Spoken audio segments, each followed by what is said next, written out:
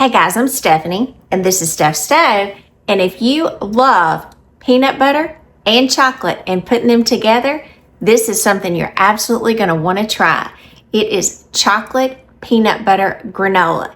It is full of that wonderful chocolate flavor and that little hint of peanut butter bursting through it. Perfect for your breakfast, snacking, or just sticking your hand in the jar and grabbing some. It's all good. So, let me show you how to do it. All right, first thing we need to do before we get started, we need to preheat our oven. See, my oven's locked, so I'm going to preheat it to 325 degrees and get that preheating. Next, we're going to need to go ahead and get a cookie sheet. I'm just using my regular cookie sheet here, and you can line it. I line it with my Smart Tape parchment paper, or you can do it with a silicone mat, but it needs to be lined and set that to the side. Now, I'm going to put a towel here. Now I'm going to use a batter bowl to mix this up in. So to start our actual granola ingredients, we are going to start, and I just use, these are rolled oats here. You're going to need 2 cups. 1, 2, and if it's a little over, it's certainly not going to hurt. You don't be too much over, but you don't have to worry about being super exact in that.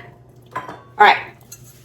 Kind of move that around in there. Then you're going to add some nuts. Now you can add any kind of nuts you want, or you can add a combination of nuts. I'm using pecans for this, and I like to go ahead and chop them kind of like bite-sized pieces, and you want about a cup of here, or to go in here. You can even use pecans, walnuts, macadamia nuts. Like I said, you can use a combination of them. Whatever your favorite nut variety is what you want to use in this. Next, we're going to add some coconut oil. Now, I went ahead and melted my coconut oil. This is 1/4 of a cup of coconut oil. I know some of you will say, well, I don't like coconut oil. Then you can use melted butter for it. Pour that in. We'll need something to coat it. I'm going to just kind of go around it really well to get every bit of it out. And really quickly, I want to show you, if you're not familiar with coconut oil, I don't want you to be startled when you get it. You may get it, and you can, I don't know if you can see mine in there, how some of it is liquidy and then you see the rest of it is solids. It will turn to a liquid like that, especially when it's warm. I live in South Georgia. It's warm, it's humid, so in the warmer months, you will see it kind of be more liquidy. That's fine. In the cooler months, it'll kind of be more firm. So if your house is humid, it will start doing this. It's perfectly fine.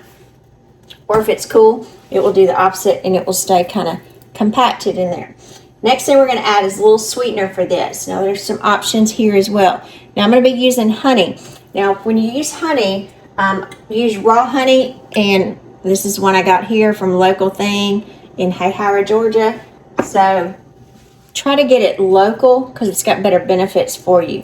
If you can't, that's fine. You can use maple syrup if you don't like honey, or if you just don't prefer it. No big deal. So you have some options there. Kind of blend these around to coat. You want to be sure that honey or maple syrup, whichever one you're using, is well distributed and all of the oats are coated. And again, that was 1/3 of a cup of honey. I'm not sure if I said how much it was or not. So get those coated really well. Then we're going to add some peanut butter to it. For our peanut butter, I'm using creamy peanut butter for this. This is also 1/3 of a cup. I went ahead and measured it out. Get all of that off. And you just want to keep mixing these up. I like to mix in between additions of each, so that way, again, you're sure that it's well distributed. It's just a personal way that I like to do it. If you want to do it at the end, that's completely up to you. I think it's easier to coat that way. And again, make sure that you don't have a clump of, especially your peanut butter. You want it all together. And you can kind of tell when it's all in there. Start moving back and forth. Ensure it's all over. All right, it's chocolate, so we need some chocolate. But first we're going to start with adding some cocoa powder to this. Now the cocoa powder that I'm adding, I'm using Hershey's cocoa. This is 100% cacao. It is unsweetened. So that's what I'm using. And we're using 1/4 of a cup. So I just have it packed in there. Get all of that out. Now we're going to see that color change that we're looking for. It's going to start getting chocolatey.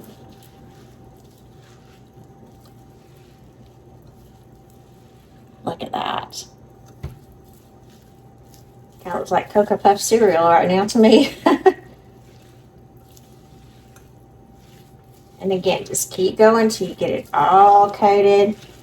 You want to see uniform color and consistency. All right, now that we have that in there, we're going to add a little bit of vanilla extract to this. I'm going to add 1 teaspoon of vanilla extract. Give it a little flavor. Not that we don't already have a lot, but why not? Add a little bit more. It'll help to loosen it up as well. Mix that up. All right, look at that. Look how good that's going to be. Isn't that going to be good over your yogurt or in the morning? Yum, yum, yum. All right, now let's bring our cookie sheet over here. Our oven is almost up to temperature. And what we're going to do, we're going to very carefully push this out. Get every bit of it, or as much as I absolutely can, because I don't want to lose any.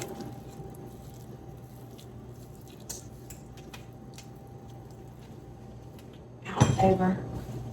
And we want to kind of smooth it out. You don't want it lumpy like this. You want it in an even layer. Kind of work to get it evened out. Another good thing to do, sometimes you just have to get in there with your hands to make sure your hands are washed really well before you start. And then I'm going to actually go around. I have some of this coconut oil left, and so I'm going to oil my fingers. I just want to press it because you do want it kind of pressed together. Separate and press. Try to spread it out over most of the circumference of the area. It's a bit more area, since this isn't round, of your baking sheet. Baking sheet.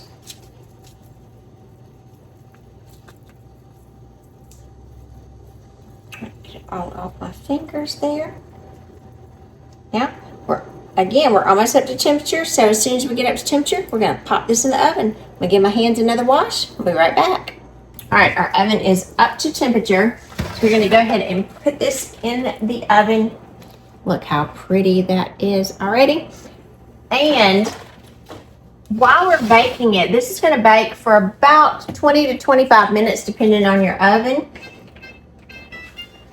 And while it's in here, if you want to create a looser consistency, halfway through, you will kind of mix it up. If you want it more crunchy and clumped together or chunkier version, you won't mix it up at all. You'll just let it bake. So that choice will be yours. See you back 25 minutes. All right, our granola has been cooking for 20 minutes, and I wanted to show you something really quick. Now, I was going to use a chunkier method, so I did not stir mine halfway in between. But if you look at this, this is when it's coming out because it's actually ready. See, it's nice and darker brown here, and it's somewhat drier to the touch. This is ready. Another method you could use to kind of figure out when it's ready is when you start really smelling it. When it gets, I would say, that nutty kind of smell throughout your kitchen. Look at that.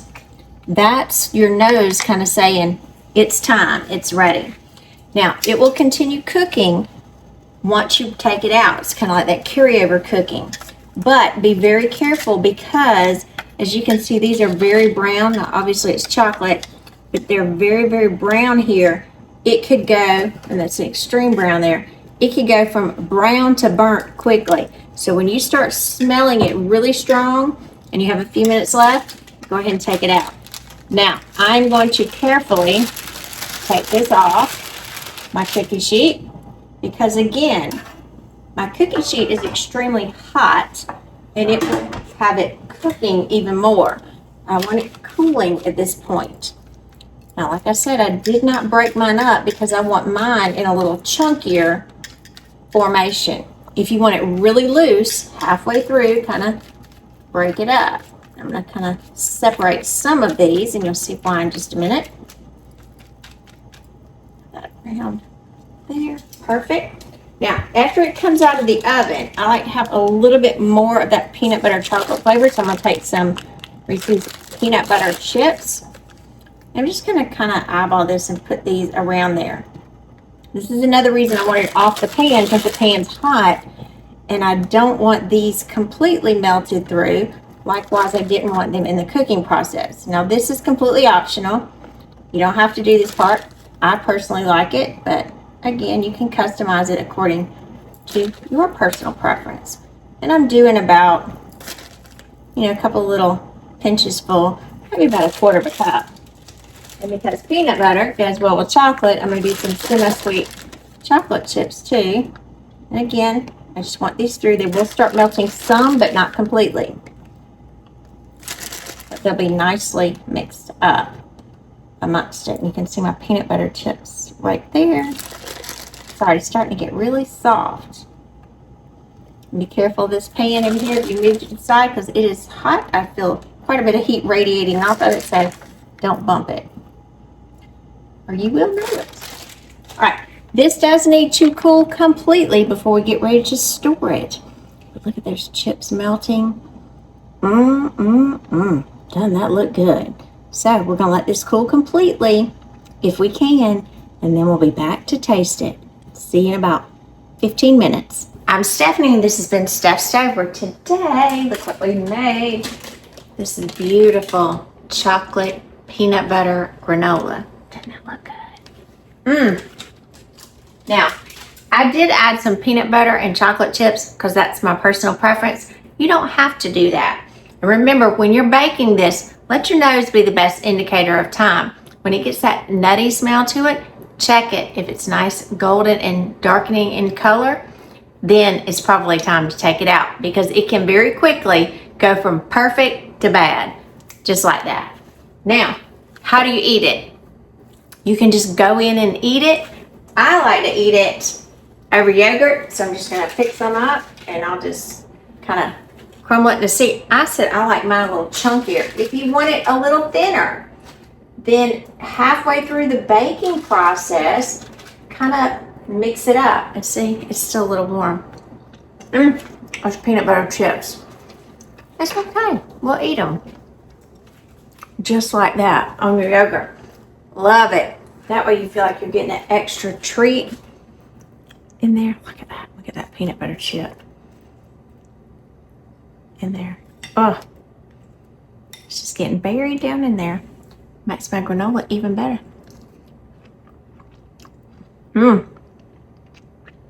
That cool yogurt. That's a good breakfast right there. Put it over ice cream. Just eat it by the handfuls. Delicious. Now some of you are going to say, how do I store it? I'm going to tell you. You can leave it in an airtight container at room temperature. However, make sure it is completely cool before you put it in an airtight container. If not, it'll start to sweat. You say, well, how do I know if it's completely cool? Well, on the wire wrap, just put your hand under it. And if it still feels warm, it's not completely cool. Just let it sit out. If it has to sit for an hour or so, just go the extra mile. It will pay off. Now, if you're in a hot, humid climate, like I am in South Georgia, you can store this, again, in an airtight container after it's completely cooled in the refrigerator. And it'll last for about a month in there if you don't eat it all. Now, on the countertop, probably just a couple of weeks. If you want to go further than that, you can store it in an airtight container, which is what I'll put mine when it cools, like a mason jar with a lid. And you can put it in the freezer for up to 3 months, however you like. So you have some options. You can have it on the countertop, you can have it in the refrigerator, or you can have it in the freezer. Each one of those will have different time periods, but it is just a delicious treat.